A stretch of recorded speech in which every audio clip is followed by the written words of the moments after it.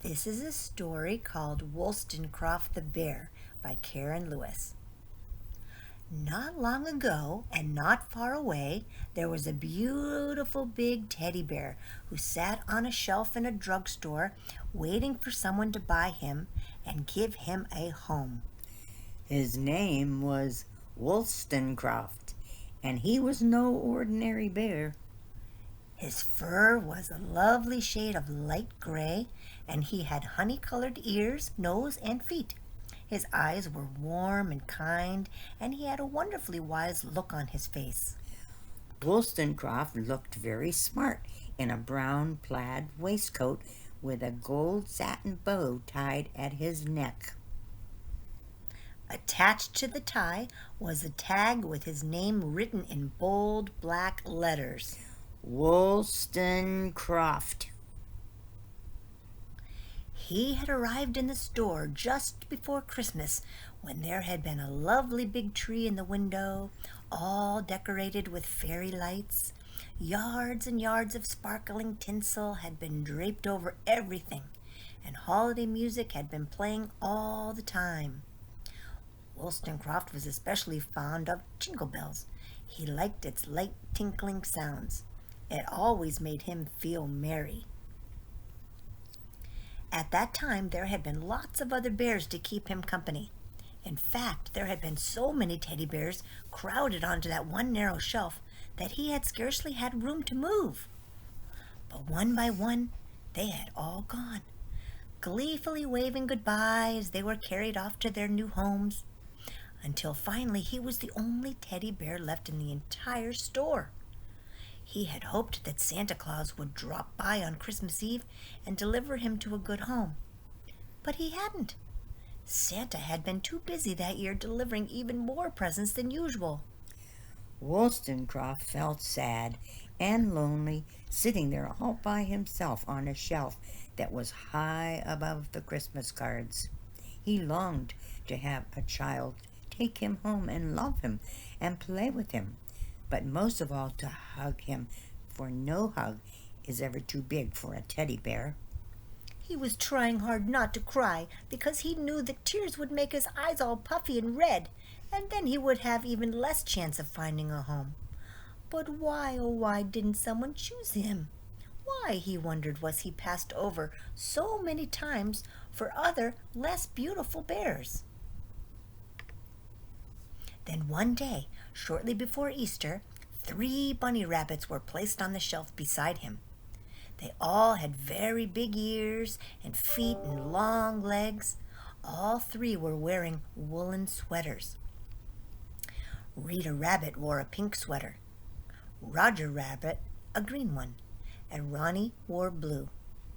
Roger and Ronnie Rabbits were twins, and Rita Rabbit was their sister. "My, you are a handsome bear," Rita told Wollstonecraft after the store had closed for the night. "I'm surprised that no one has bought you and taken you home." So am I, replied Wollstonecraft, and although he tried very hard to stop it, a tear rolled down his furry cheek. Ronnie and Roger Rabbit had jumped down off the shelf and were playing tag up and down the aisles. "Be careful and don't knock anything over," Rita called to them. Rita looked closely at Wollstonecraft from every angle. She peered into his face and circled around him, her nose twitching. He had noticed that bunnies' noses twitch a lot. Then she sat down and remained deep in thought for a very long time. Well, he asked her, unable to stand the suspense any longer, what do you think is wrong with me? Why doesn't anyone want to buy me? "It must be your name," Rita answered. My name? Exclaimed Wollstonecraft. Why? What's wrong with my name? "Oh, there's nothing wrong with your name," Rita replied. "Wollstonecraft is a wonderful name, but it's too long for some people to say. Not everyone can pronounce it properly." Now Wollstonecraft had always been able to say his name correctly, but then It was his very own name, and everyone can say his or her own name. At least he thought that they could. Not when they are very little, of course. He couldn't say his name when he was a tiny baby bear, but after he had gotten going to school, he knew it very well. Wolfstencroft, the teacher would call out, will you recite the alphabet for us today? And he would name all the letters from A to Z, all 26 of them. He was a very smart bear.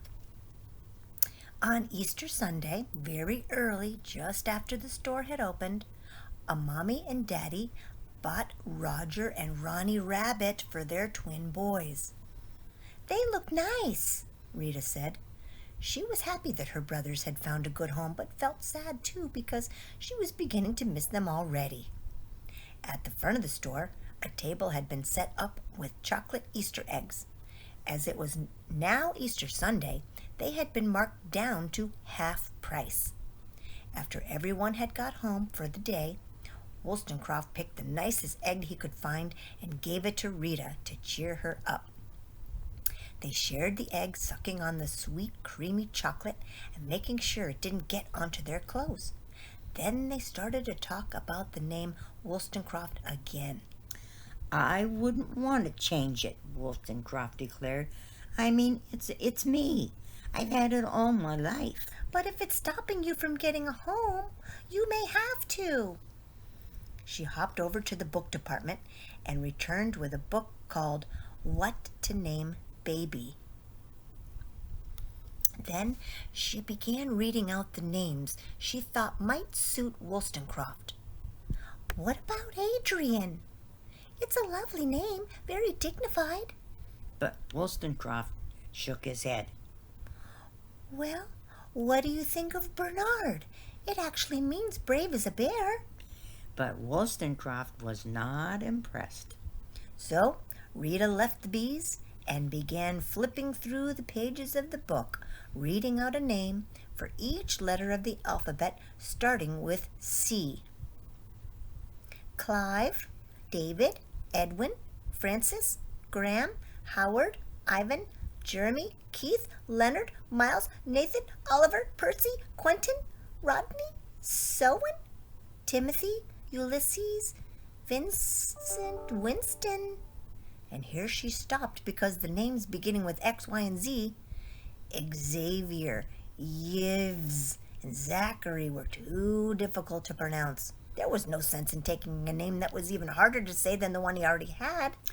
But Wollstonecraft didn't like any of those names that she suggested, at least not for himself.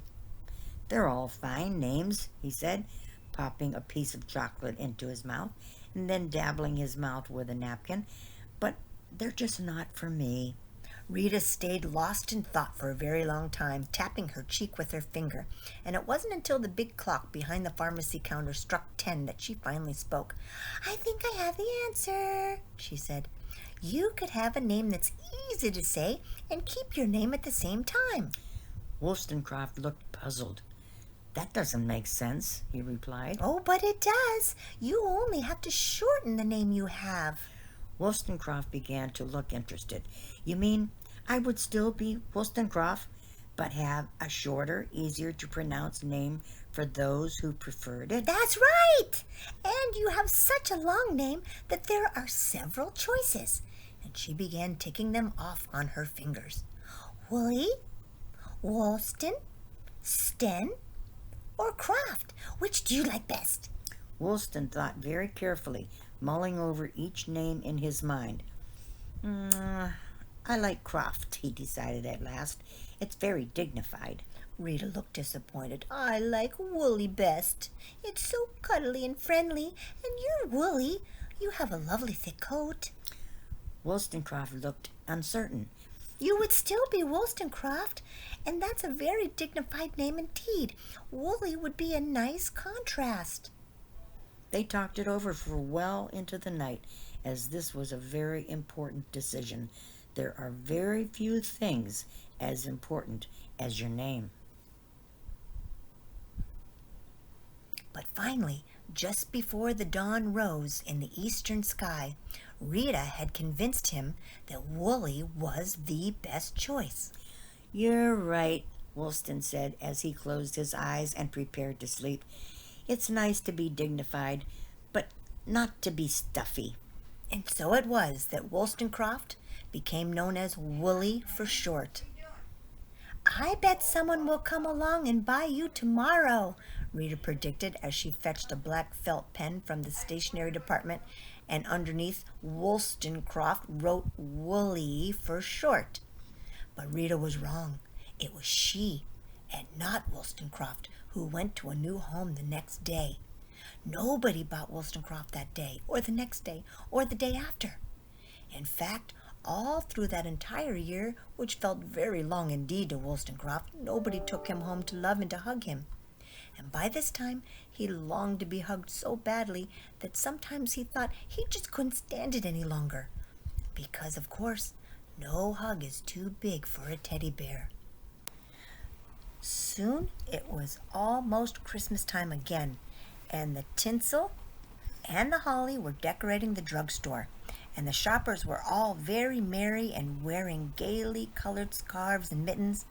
But still no one bought Wollstonecraft, who was feeling extra sad and lonely sitting there all by himself, high above the Christmas cards and wrapping paper. "It's my name," he decided sadly as a tear rolled down his furry cheek. "I hate it, and so does everyone else. I wish I were called anything but Wollstonecraft, even though it's now Wooly for short." Then, one frosty evening, when the stars were sparkling in the night sky and snowflakes were dancing past the windows, a little boy and his daddy came into the store. "Hey, look at this," said the daddy when he noticed Wollstonecraft's name tag.